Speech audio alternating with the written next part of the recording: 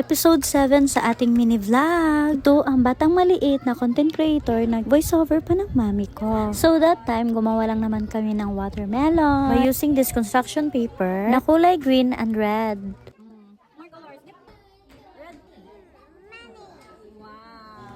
At syempre, mabilis ko lang yan natapos at pinigay ko agad kay teacher. And of course, another activity na naman. Ayan, ipapasa ko na yan kay teacher pagkatapos kumain na kami dyan. Pero bago ang lahat, taste test first. Dahil mapili na talaga ako ngayon sa pagkain. At ito'y nagustuhan ko naman. Dahil kahit papano, nakakain pa din tayo.